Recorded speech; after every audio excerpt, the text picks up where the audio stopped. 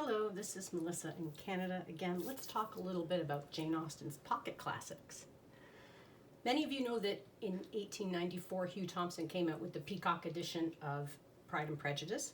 It was exquisitely illustrated with chapter headings, which were very humorous, first initials illustrated, and illustrations inside the book that were depicting scenes from the story.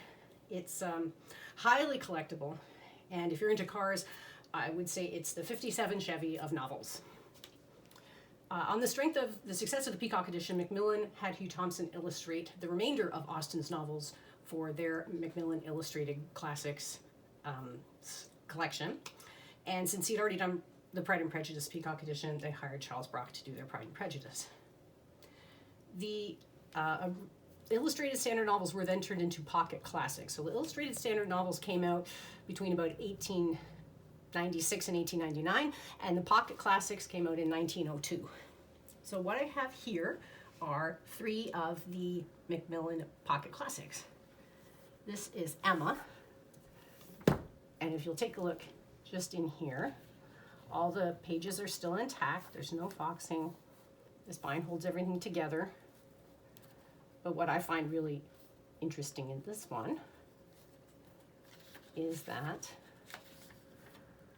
the frontispiece tissue paper is still intact here. And then if you look on the back of the title page, it actually says first edition with Hugh Thompson's illustrations, 1896. That's a reference to the standard illustrated novel. The Pocket Classics actually started in 1902. If we take a look at the preceding page, underneath the frontispiece tissue paper, it actually says 1902. So this is actually a first edition of Emma, Jane Austen's Emma, in the Macmillan Pocket Classics series. So I'm actually quite delighted to have that. You can see here they were actually very top quality for Pocket Classics. You can see that the top is all gilt. The title pages are two-color title pages in both red and black, and they don't just have a frontispiece illustration, they're actually illustrated throughout, which is beautiful. Now, I actually have seen some pictures from the interior of the Macmillan Illustrated Standard Novels, and they look exactly like this. The illustrations are the same. The first and last word on each page is the same. So these Pocket Classics are actually exactly based on the Illustrated Standard Novels. So I'm delighted to have that. I also have the Mansfield Park. This one is actually in extremely good condition, and I'm so glad to have this. You can see on the back of the title page, you can see this is a 1920. You can see the two-color title page. And on the back of the title page, you can see it references the original Hugh Thompson Illustrated edition, the standard novel from 1897, and then all of the reprintings leading up to this one in 1920. Oh, and they each have the introduction from Austen Dobson that's also inside the original Illustrated Standard novel. And Northanger Abbey and Persuasion are issued as one volume. Still have the gilt on top. And this one is from 1928. And you can see the reference to the first edition with Hugh Thompson's illustrations, the 1897, the Illustrated Standard Novel, and then all of the reprintings of the Pocket Classic up to this 1928.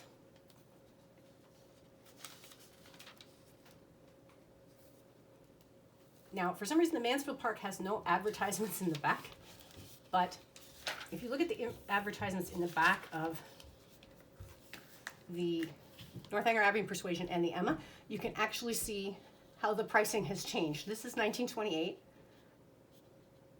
3 shillings, 6, or 5 shillings.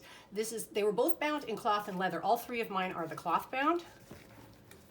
And I can show you the back of the Emma. Actually in very good shape.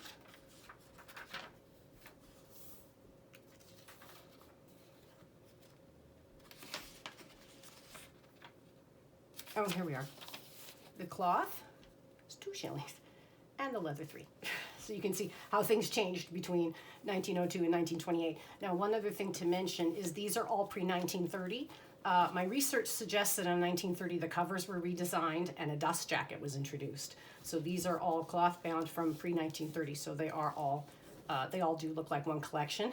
The other purchase that I would need would be Sense and Sensibility in this collection, illustrated by Hugh Thompson, and the Pride and Prejudice, illustrated by Charles Brock, could be introduced to this collection as well. What I do have is another pocket classic of Pride and Prejudice. It does need some repair. I'm going to be talking to a bookbinder shortly.